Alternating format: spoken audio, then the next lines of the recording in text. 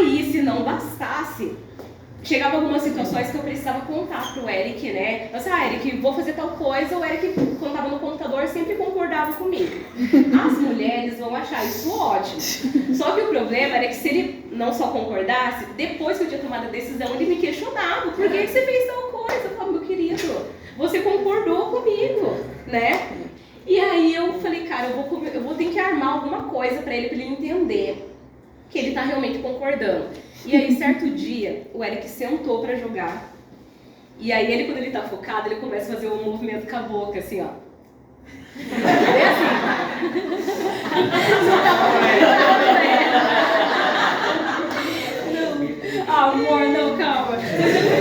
Eu gosto. Ela roupa suja, né? Não. E aí, o Eric faz esse movimentinho com a boca, daí eu já sei que ele tá focado em alguma coisa. E aí, ele começou a fazer assim, eu falei, agora que eu vou pegar. Deu, Eric, eu sou bonita? Aí ele, aham. Aí eu esperei passar um tempo, daí eu, Eric, você me ama? Ele, aham. Desculpa interromper rápido a cena, era eu na frente do computador, com aqueles fones de ouvido concha, né? Às vezes falando com alguém mesmo ali no jogo online, normal, enfim. E a mulher atentando, né? A mulher é o bicho atentado, porque eu vou convidar. O homem do homem não pode nunca jogar. Silvio Santos, quer trocar a bicicleta com Era mais ou menos desse jeito. E aí, na terceira pergunta, eu falei, agora eu vou pegar ele. Aí eu pensei, Eric, eu posso rodar a bolsinha na 15? Adivinha que ele falou? Eu sabia que você não estava me ouvindo. Aí quebrei o pau, né? Aproveitei pra... Aí ele soltou o fone, largou.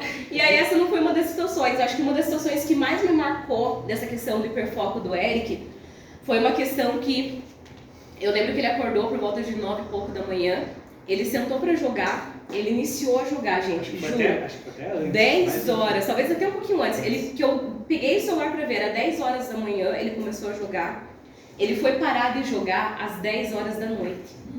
E assim, foi numa situação que eu não lembro nem se ele saiu pra ir no banheiro, pra comer. Eu deixei. Sincero, eu também não me lembro de ter tido necessidades fisiológicas. Pra ver quanto isso é algo muito sério, assim, né? E eu lembro que isso me marcou tanto que o nosso casamento começou a ficar muito fragilizado. Então a gente hoje conta, eu dou risada, né? Mas foi um momento, assim, muito difícil no meu casamento, porque automaticamente veio aquela questão, o cara não me ama, o cara literalmente me enganou pra casar comigo, viu uma trouxona lá, queria casar, e agora tá aí vivendo uma vida de rico, daí eu ficava servindo, fazendo comida, lavando, né? Enquanto ele jogava. Um percalço, gente, isso não durou, foi uma semana, né? Um mês, isso durou o quê?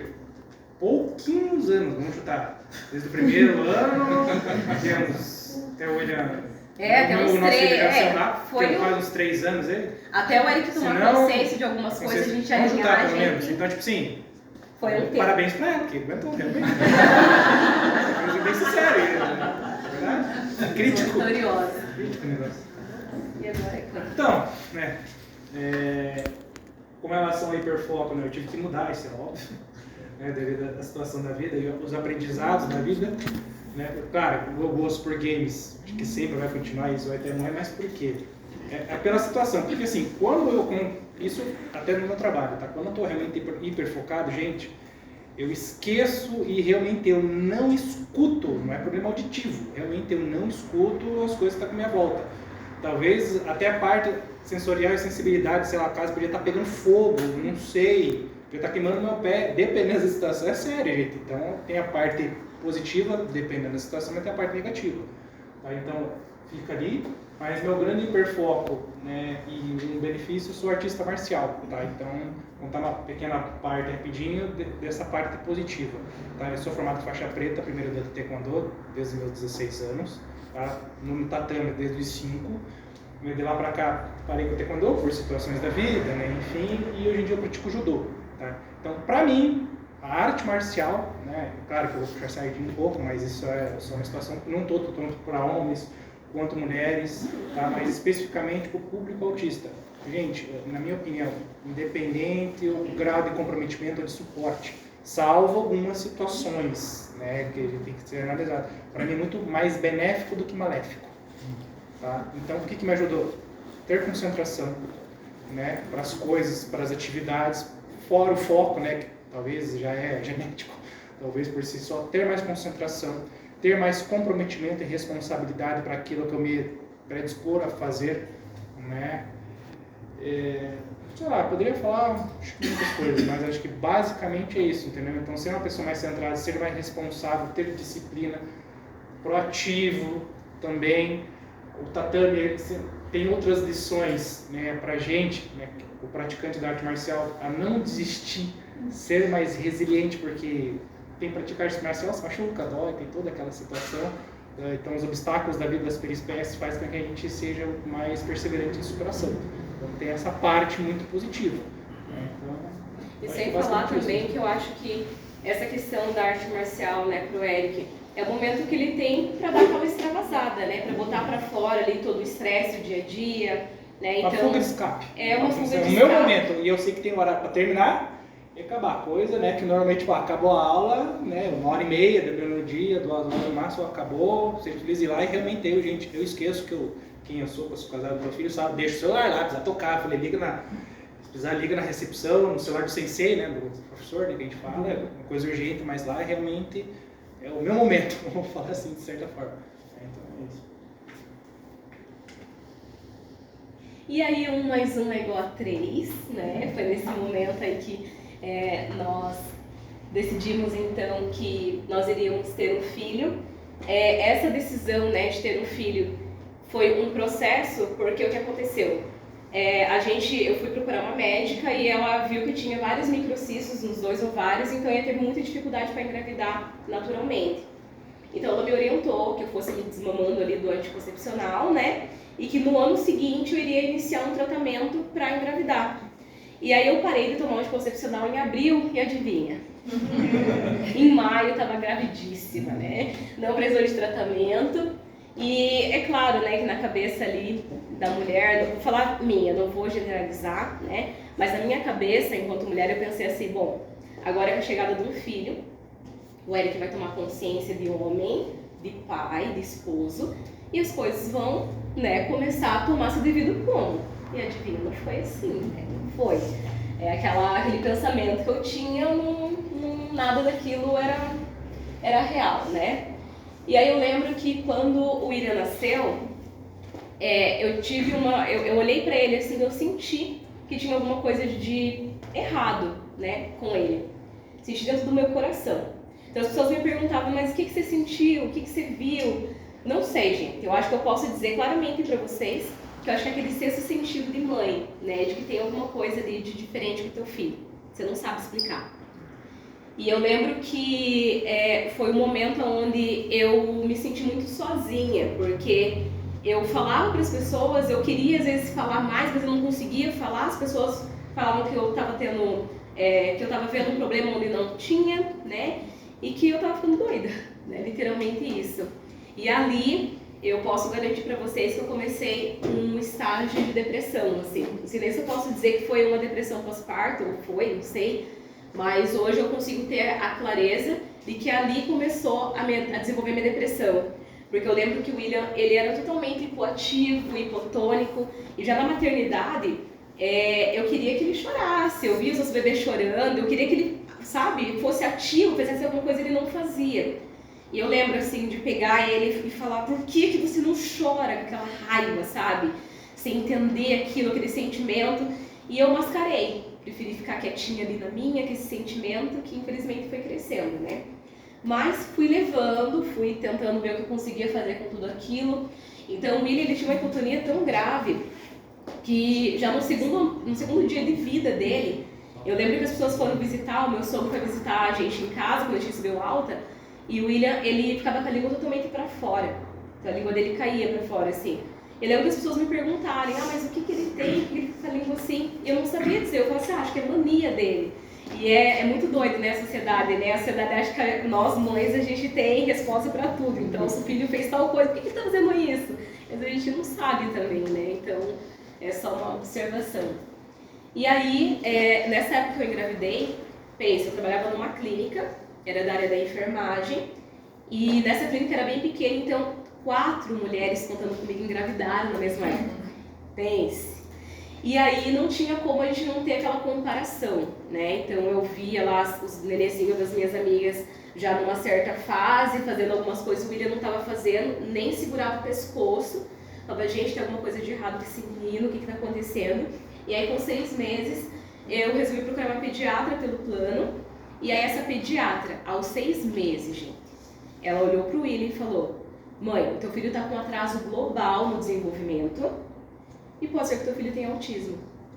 Gente, a palavra autismo, chega até a me arrepiar, assim, porque é como se ela tivesse pegado uma faca, enfiado no meu coração e automaticamente eu tirei aquela faca, então imagine aquele coração sangrando, e aí eu falei, tá, ele tem atraso no desenvolvimento, então automaticamente eu excluí o autismo. Meu filho é autista, capaz, nunca, né? Acho que essa, me corrija se eu estiver errado, acho que foi a primeira, a primeira profissional que teve um olhar diferenciado. E pensa, aos 6 meses de vida, foi quase gente. um divisor de águas pra gente, pelo menos ela falou, ó, acredito que pode ser isso. Então, graças a Deus que ela falou isso, colocando nossas vidas ali, senão, sei lá, não sei qual o futuro, se a gente poderia estar falando aqui pra vocês hoje em dia alguma coisa, né? Sim, fez toda a diferença, né? E aí eu lembro que ela falou assim, olha, o William vai precisar fazer fisioterapia e fono convencional. E aí eu falei, ok, meu filho vai fazer, dela falou assim, ó, daqui 2 meses você volta pra gente ver como que tá.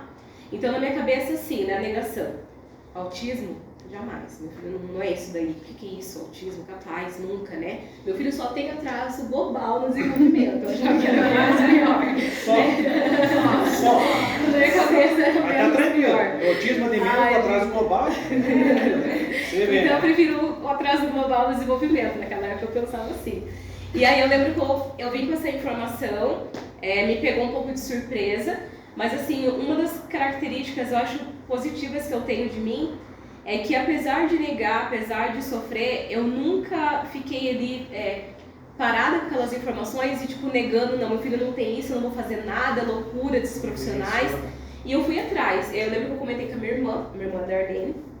A Darlene, ela trabalhava na época numa clínica e também atendia crianças autistas lá. E aí eu falei, Darlene, a médica falou de autismo. A Darlene falou assim, olha, Darlene, né, se ela falou, vai atrás. E aí eu, ok, ignorei aquilo e fui ver minha vida. E assim, gente, foi 1 ano praticamente levando o William em terapia convencional, nada contra, né? Mas pro William não funcionou. Então foi 1 ano literalmente perdido. Que eu levava ele em profissionais e não conseguia me encontrar. Parece que não gerava aquela conexão tanto com o profissional. E eu ouvi muito, até de profissional, assim, que chega a me dar um desespero. Nossa, mas teu filho não tem cara de autista, né? Então pensa, há 9 anos atrás, talvez, claro, se for pegar outras famílias aí, né, que o diagnóstico do rapaz ali já desde pequeno, né? Agora imagina, eu ainda com 9 anos atrás ainda ouvia isso, né, ainda de profissionais, porque o que acontecia? Pelo fato desse atraso global do Will, a gente sabia que o William tinha alguma outra coisa fora o autismo, né? E nessa época dessas avaliações, né, o William não tinha o diagnóstico fechado ainda. Então imagina como que era pra mim chegar, às vezes eu via até o profissional atendendo de qualquer jeito ali, então foi horrível, né? Eu digo pra vocês que foi bem tenso mesmo esse processo aí. E aí, pensando nisso, que o William não estava evoluindo, eu falei, cara, não dá. E aí eu entrei numa empresa, né, trabalhava no CAPS, e nesse CAPS entrou uma TO, trabalhava com a gente, e ela falou que ela trabalhava numa clínica especializada em autismo, e ela falou, Dai, leva o William lá pra fazer uma avaliação, não custa, né, lá a gente vê se é autista, se não é, a gente encaminha e tal. Eu falei, tá bom, eu vou ir só pra desencargo. Então pense, em abril eu tinha acabado de perder minha mãe. A minha mãe era a minha base, ela que ficava com o William pra mim trabalhar, fazer minhas correrias, então ela era meu suporte, né?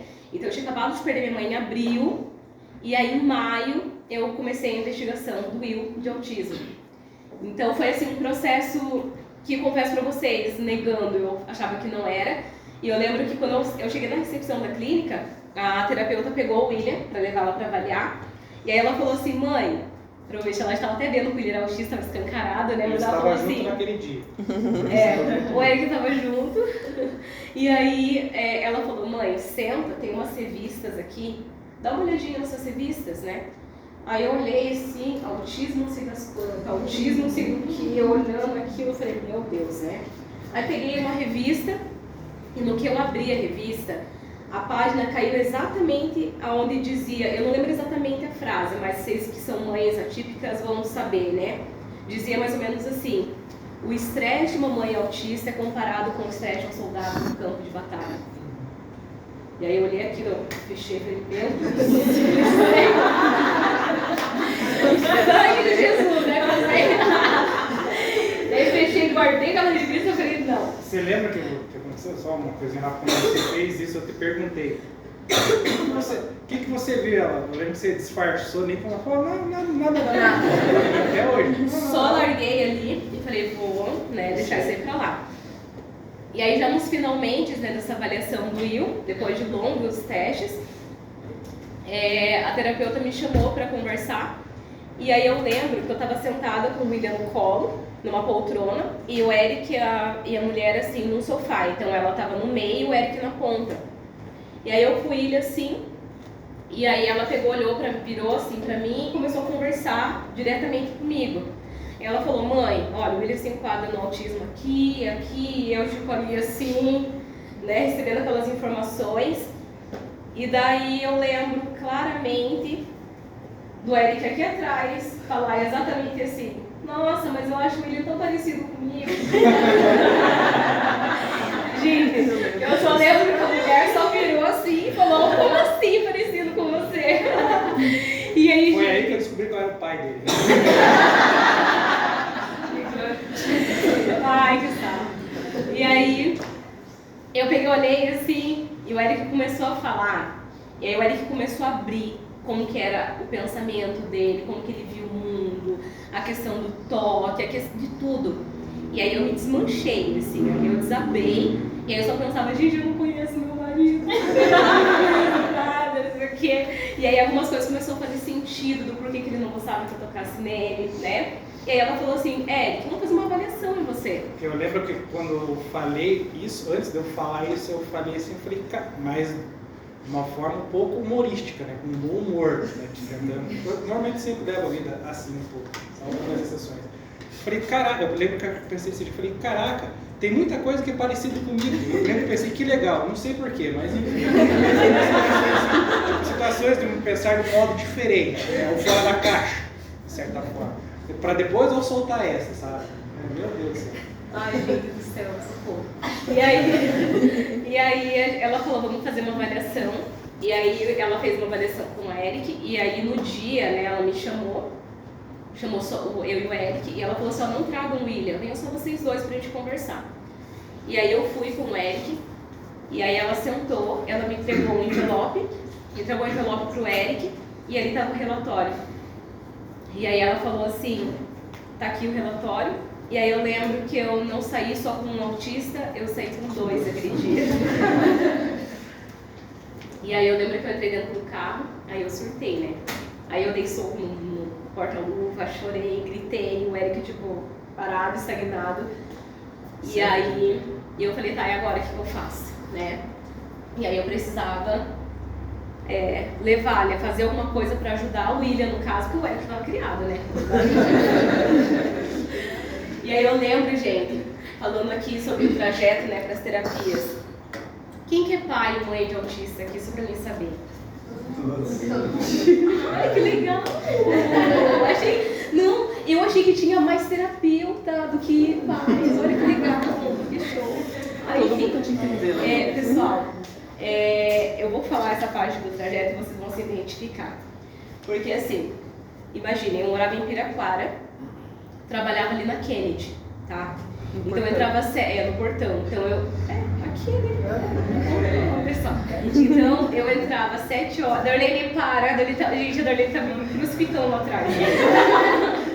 E aí eu trabalhava no portão, então eu saía às 5h15 da manhã de casa e entrava às 7. o Eric saía de Piraquara por volta de 7 e pouquinho da manhã, deixava o William em Pinhais e ia trabalhar. E aí o que acontecia? Eu saía 1 hora aqui do portão, eu tinha que vir até Pinhais, pegar o William, pegava o carro que o Eric deixava estacionado lá na frente e me deslocava até Santa Felicidade. E isso 3 vezes na semana. Então, por que eu perguntei quem são os pais? Porque muitas das vezes a gente chega com a cara amarrada, a gente chega extremamente estressado, cansado, angustiado, e quando a gente vê o terapeuta na frente, a gente quer jogar aquela criança e falar: assuma essa criança na frente. Porque ninguém faz ideia do que a gente passa para conseguir chegar no horário da terapia com um filho impecável, bonitinho, limpinho, com o lanchinho pronto. Então, tudo que eu tô falando aqui para vocês, eu sei o que vocês passam, porque eu passo também, tá? Talvez de uma maneira diferente, né? Cada um com a sua realidade, mas eu entendo vocês e eu acolho vocês também. Eu sei que não é fácil. E era assim, por durante 3 vezes na semana que eu me deslocava, às vezes cansada, esgotada. Eu pegava o William em Pinhais, chorando na escola, e me deslocava até Santa Felicidade, 50 minutos, 1 hora, com o William chorando aos berros. Naquela época ele estava no ensino regular, tá? Não, no SEMEI. Então, no ensino regular. Né? Isso mesmo. E hoje em dia, só cortando rápido, hoje em dia ele está na educação especial na PAI, né? Só cortando um pouco. Hoje em dia, então, naquela época era... E então eu assim chegava bastante angustiada na clínica, às vezes com vontade de chorar, às vezes com vontade de gritar, e às vezes a gente só tinha quem? Os pais, né? A gente tinha a nós para conversar, para desabafar, para reclamar, né? Porque muitas das vezes os terapeutas não entendem toda essa logística que a gente passa. E eu não culpo eles não têm ideia do que a gente passa. Mas é através desses momentos que a gente tem a oportunidade de falar: oi, eu passo por essa situação, não tá fácil, olha, me desculpa, né? É claro que a gente tem que lembrar que a gente precisa ter educação, né, com os profissionais, eles estão ali cuidando do nosso bem mais precioso, mas que a gente traga eles para essa realidade de que realmente não tá fácil, né? Não é fácil. Proposital não é, claro, só para, não é a intenção, Deus o livre, jamais, né? E assim, uma das situações que me marcou bastante, e até quando eu lembro, assim, me dá uma vontade de chorar, porque, assim, quando o William não tinha terapia, então que era 2 vezes na semana, eu saía do meu trabalho, e aí eu pegava o Pinhais, o Centenário Campo Comprido, tá? Articulado, e o William ele saía da escola, eu tinha que pegar ele até às 6 horas da tarde. Então eu entrava no biarticulado, sentava lá na última cadeira e eu chorava e eu ia até o terminal do Campo Comprido chorando para não precisar pegar o William, para não precisar passar por todo aquele estresse, sabe? E aí lá no terminal do Campo Comprido eu descia, eu ficava lá no terminal, sentava no banco e eu chorava. Então imagina, eu estava em luto pela minha mãe, eu estava em luto pelo meu filho e pelo meu marido. E fora todas aquelas questões que eu lembro que eu comentei com vocês, aquela depressão que estava ali, já no começo, que estava vindo a aflorar, né? E aí com isso, além de tudo isso, chegava em casa, a casa estava descuidada, né? O Eric não tinha aquela percepção, às vezes, de me ajudar, de montar alguma coisa ou outra ali, para me dar uma mão. Você falar que dura até hoje Não. Eu final feliz, né? E aí eu tive, então, a ajuda psicológica, eu perguntei para uma terapeuta, né? Falei, então, a gente tá querendo me separar já estava numa situação assim. Ela falou, Dai, seja mais pontual com ele. E aí eu tive a ideia de colocar bilhetes, né, em pontos estratégicos. Então, se precisava lavar a louça, eu colocava, lavar a louça. E colava o bilhete na torneira da pia ali da cozinha. Porque eu sabia que ele ia pegar, ele ia ver, né? E aí era assim que funcionava e graças a Deus deu boa, né? Aí outra coisa que eu coloquei aqui, a importância ali, né, do bilhete. Então aqui é uma mensagem do WhatsApp que eu mandei pra ele, e aí eu deixo bem específico. Então se é alguma coisa, por exemplo, que ele não tem costume de comprar, ou que ele não sabe, aí eu tiro uma foto, e aí eu falo, é esse leite de aveia aqui, dessa marca, então facilita bastante. Eu sou extremamente, acho que se não mais, visual, entendeu? É muito, tanto qualquer coisa que eu aprendo mais vendo visualmente vídeos, do que áudio, por exemplo. Tanto que Entra essa questão. tanto até o WhatsApp, né? Se você me mandar o WhatsApp, entendeu? Com muitos segundos, desculpa, às vezes eu nem ouço, coloco a velocidade rápida, eu nem perco tempo. Agora, vamos falar sério, me irrita, eu prefiro que escreva até. No visual, gente, por isso que funcionou. Graças a Deus, ela achou uma coisa que é bom pra mim, uma estratégia.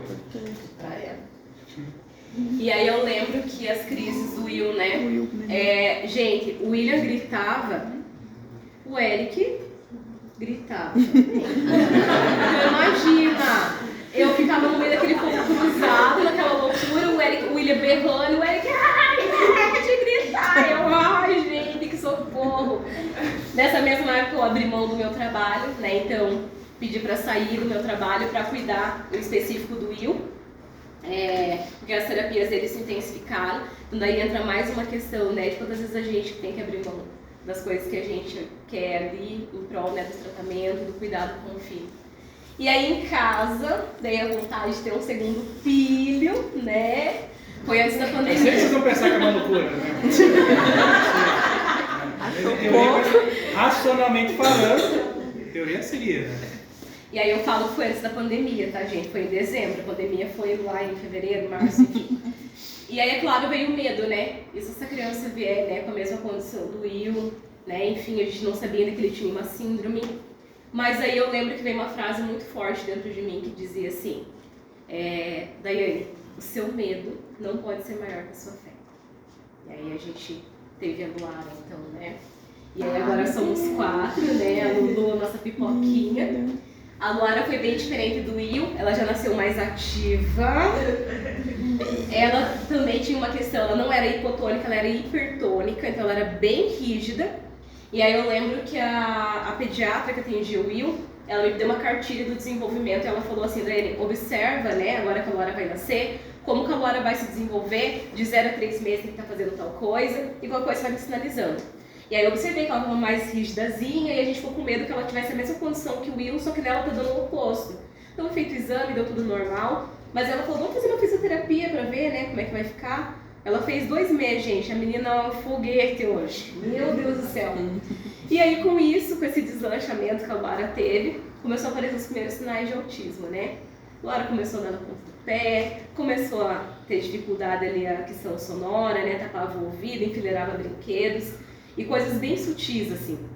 Então, às vezes eu comentava o pessoal mais uma vez, né? Ai, você tá ficando doida, capaz, a menina não tem nada, né? Então sempre. Não tem, não vai ter. Só o pai, né? E a mãe vai saber. Enfim, aí veio o diagnóstico da Luara. E aí, junto com o diagnóstico da Luara, veio a relação dela com o Eric, né? Porque daí que acontece, gente. A Luara tem 3 anos, o Eric 33. A discussão. O Eric vai lá para 3 anos, a Luara vai lá para 33. E aí os dois entram no embate, vocês estão entendendo, gente. É sério. O negócio desanda. Você não vai falar, você também sofre. Não é só Só que além do autismo da Lulu, a Luara tem tá com possível questão ali com altas habilidades. E também a hiperatividade, tá? E aí, pensando nisso, né, depois de muito tempo, muito insistimento, veio a terapia, né?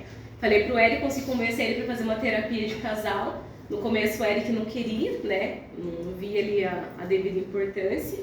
Mas hoje, né, a gente consegue ver o quanto melhorou pra gente enquanto casal, né? Poder expor essas situações. Eu vou falar pra vocês meio que no começo, então não tem muita coisa pra dizer, mas foi uma decisão que a gente tomou em conjunto que tem valido muito a pena. E aí aqui, uma das nossas estratégias que quero comentar com vocês, que quando a gente vai fazer passeios em família, é tudo no tempo deles, né? Então se a gente quer fazer alguma coisa com os nossos filhos, e a criança tá lá surtando, a gente parece que quer continuar ali, sabe? Eu sei que não é fácil, eu também quero passear e quero curtir o momento e não dá. Só que eu cheguei a essa conclusão porque a gente programou para ir num passeio num circo, e aí lá veio a primeira labareda de fogo, a Luara desorganizou, o William desorganizou também, o Eric ficou ali perdido, eu falei, meu Deus, vamos embora. E a gente saiu muito frustrado, né? E aí, com essa frustração, eu falei com o Eric, não, Eric, a gente curtiu o tempo que tinha para curtir. ponto. Se foi 10 minutos que a gente ficou, ok. E toda vez que a gente sair com as crianças, o tempo vai ser deles.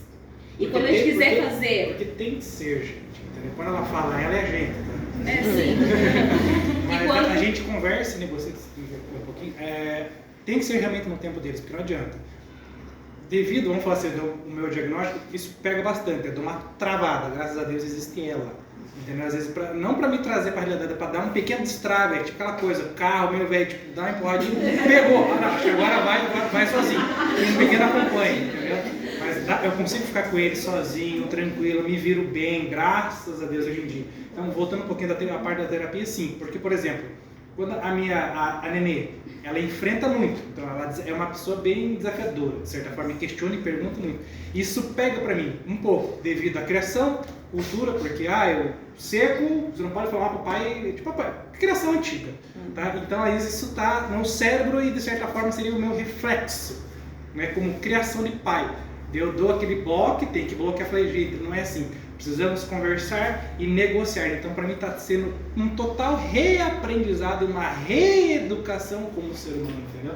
Então, é tudo uma adaptação. Então, vai, senta, conversa, não sei o que a terapeuta falou da Ana, vai ver vídeo na internet também, então tem que perder seu tempo, sabe? É todo um reinteresse, é todo um processo, né? E eu pensar, falei, gente, eu vou fazer uma realidade diferente. Meu pai, eu sou um pai presente. A referência masculina que a minha filha vai ter, de primeiro momento, é eu.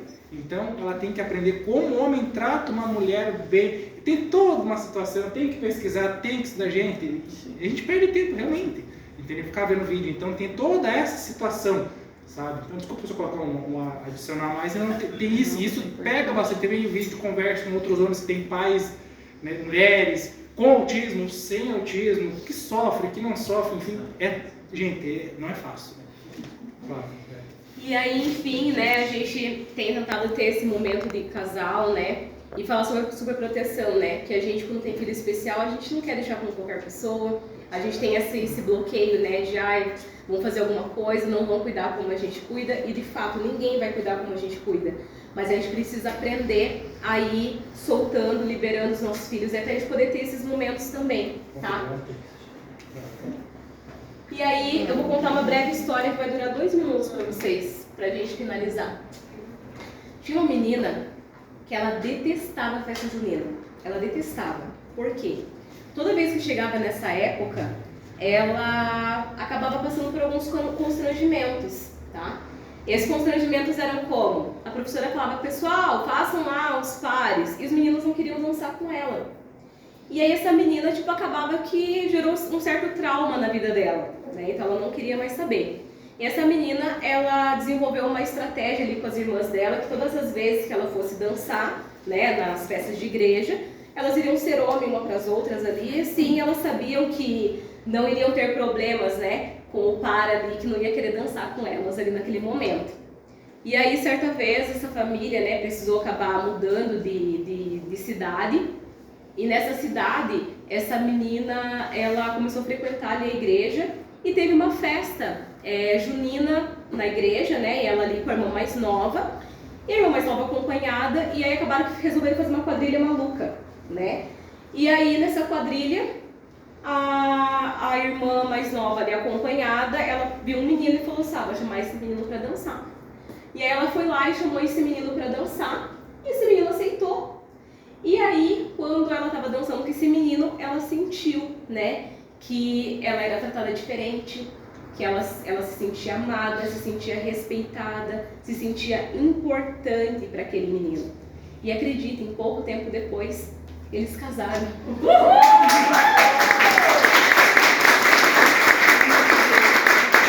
Quero ler um trechinho bíblico para vocês, que vai dizer exatamente sobre isso, né? Coríntios 13, 4 e 7. O amor tudo sofre, tudo crê, tudo espera, tudo suporta.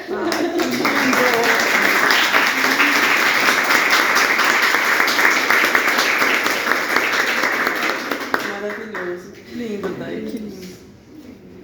Qual que é a diferença de idade dos teus filhos? 5 anos. O menino tem 9, a menina vai fazer 4. E vocês casaram com quantos anos também? 23. Ele estava com 22, eu com 23. Novos, né? Novinhos, Estamos aí há quase 12 anos já. Mas tem alguma pergunta? Só uma curiosidade com relação a Eric, você jogava World of Warcraft? Eu e minha irmã, embora tenha diagnóstico, eu acredito que a minha irmã, né, por parte de mãe, também sim. Compreendo então, porque parece que coincidência, né? Às vezes vocês jogaram com o Pra você ter uma ideia, tanto que naquela situação, quando ela perguntava, não naquele dia, se eu não me lembro especificamente, que toda vez ela falava alguma coisa e me interrompia, toda vez eu morria. Eu ia ficar de cara, entendeu? Não sabe o estresse que é com você. Jogo online não tem pausa, Não, né, cara? tropeça um pouquinho, tá. Eu posso aqui enfrentar você porque eu joguei World of Warcraft de 2012 a 2014. Ah, então era você! Quem tinha jogado no server deles, o Zoom, o Barat, pode ter sido eu, então. Ai, meu Deus! Controle. Achei, Gabriel, achei a causa forte. Se jogavam juntos, né? E aí, tipo... Legal. Só que assim, eu não compreendo porque se passa toda hora que esse jogo vicia. Né? Olha. Eu tive que largar esse jogo porque eu tava me descuidando. E assim, ainda mais com o autista ali, que é uma válvula de escape, né? Aham. Então você acaba se internando no jogo, né? Exatamente. Que já que o jogo tinha que pagar, né? Você simplesmente bloqueia o crédito do cartão.